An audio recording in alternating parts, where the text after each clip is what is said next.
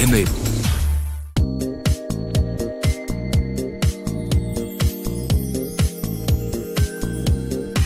CentreStage. Hello and welcome to CentreStage, our special presentation where we introduce you to growth stories of companies from India's diverse corporate landscape. Today, our focus is on RAO IIT, one of the premier players in the coaching space. To understand their rise despite the odds, let's speak to two key players. Vinay Kumar, MD and CEO, RAO IIT, and Sandeep Thapliyal, MD and CEO, Avendus NBFC. Gentlemen, thank you so much for joining us. Sandeep, let me start with you on the broad numbers perspective. You know, India's private coaching industry was projected to grow to $70 billion last year. So update some of those statistics for us, and what are the key opportunities, key growth opportunities in this space that you see? I think, from our perspective, when we looked at this whole coaching space, while evaluating the opportunity to sort of co-partner with RAO IIT, we figured out India is a very large coaching market. In fact, by some estimates, it's almost 50% of the global coaching market, which is at about $105 billion. And, we were $45 billion by some estimates in 2016, growing at some 30-35% growth rate, which basically means that we should be around $70 billion. Now, a lot of that business is really unorganized, and there are very few formalized, channels of providing coaching. RAO being one of them, and there are a few other, companies which are making an attempt to, corporatize the entire coaching segment. Right? We think there is a huge shift which is going to happen from unorganized to organized, which is going to lead to tremendous growth opportunities for some of these, companies, and especially RAO, which is at the forefront of trying to provide a very consistent coaching experience to all students across the length and, breadth of the country. And the interesting thing that we liked about, RAO was taking away, that star faculty, concept, which is something which plays a big role when you're looking at a regional or a small-time coaching institute in some city and town, right? The whole focus in terms of building a platform which is providing consistent, uniform service to students is something that really got us excited. And I think in that sense, there is huge opportunity. And we will see, some of these businesses grow in a significant manner in the next 3 to 5 years. All right. Yeah. Now, when I'm coming to you, what is the share of RAO IIT in this recession-proof industry, especially as incomes grow? Now, there was an ASSOCHAM report which I read where the growth rate was pegged at around 35% year on year, which is a tremendous growth rate for an industry where we don't see any stopping as of now, because education is a key requirement. In this space, where does RAO IIT fit in terms of revenue and other numbers? RAO IIT Academy, I would say that if you see last 5 years in total, we have grown at a cumulative rate of around 40 to 50% in that average growth rate per year had been. Also, today we are 10,000 plus students altogether in the system.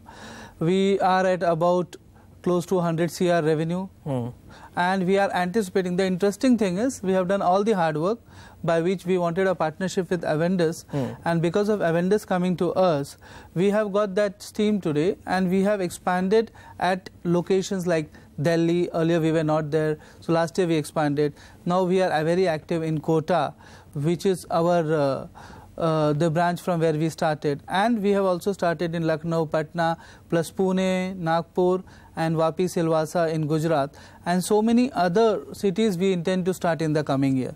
Okay. So the idea is that we have, whatever rate we have grown, definitely we also agree that there is potential that we can grow till about 100 to 200% year on year for 3 to 5 years in this space. Even when you started, did you figure that this would be the kind of growth rate that you would encounter in this space? Take us a bit about, take us through a bit of the history of how things came about. We were started by our founder, Dr. B.V. Rao sir, in Kota, and because of his daughter, Yamini Rao, we started in Mumbai in 2008.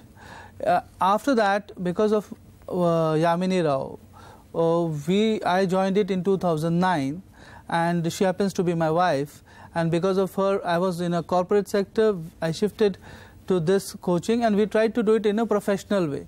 So we figured out what are the challenges, and those challenges were addressed by us, and we are transforming it in a scalable business model, in an ethical business model. That is what we intend. All right. And as you mentioned, challenges, there are a lot of challenges, especially when it comes to the education sector. For example, a teacher shortage or infrastructure issues. Take us through some of these challenges that you have faced, especially in such a high growth industry, and how you have dealt with those challenges. I would like to state, like when we landed up initially in Mumbai, so the basic thing which came forward was that the kids don't work so hard to get for IITs in Mumbai.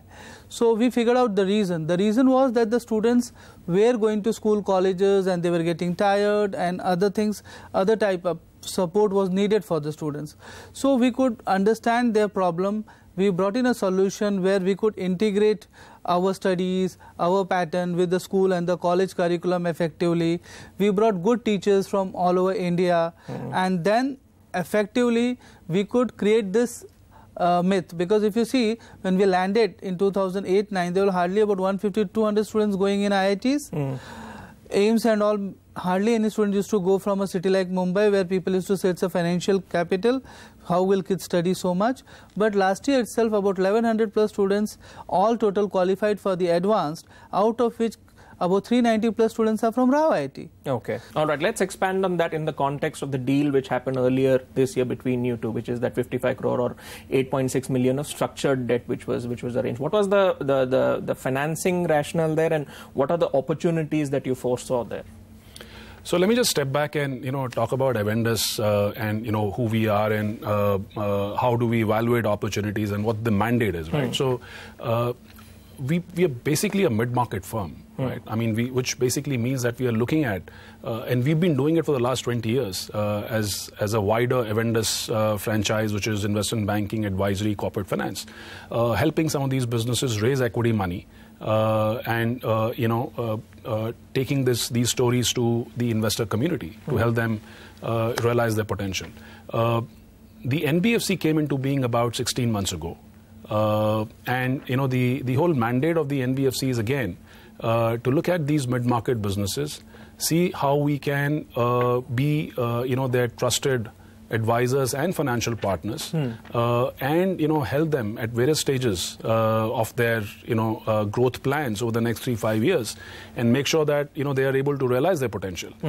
So when we looked at So first we looked at the overall industry landscape, and we found that to be very, interesting and attractive. And then we looked at the company, right, and the way they were approaching the whole business. And I think I must say, the company is approaching this with a very fresh, concept, which is to make this into truly a corporate, right?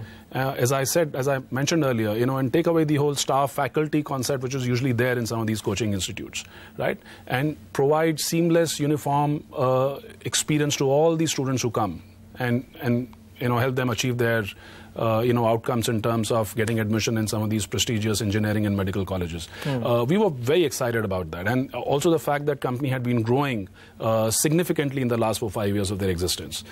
Truly, it's a business which, under their leadership with Vinay and his wife, has the potential to grow at least 4-5 times over next 5-6 years. Okay, and for the benefit of our viewers, take us through the work that Avendus does with a lot of the mid-market players, just to sort of snapshots, to sort of highlight the work that you do with them and the kind of financing options that you made available to other players in the market, the mid-market players that we talk about. So look, we are a pure structured debt solution provider, which essentially means that from range of situations we can evaluate and look, right from typical holding company situations where there's a private equity investor sitting wanting an exit. We can step in, provide financing in a manner which really works for the shareholder or promoter.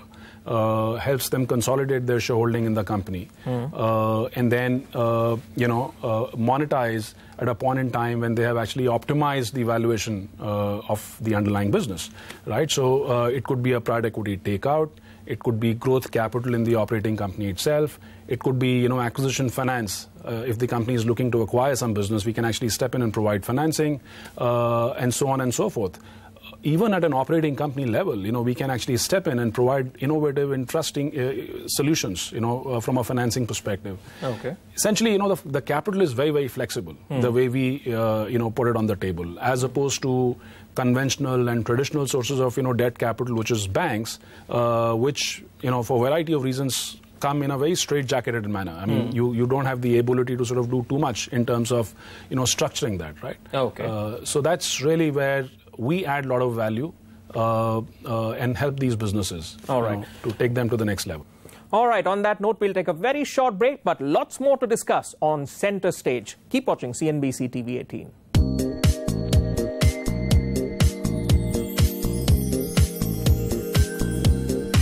CentreStage.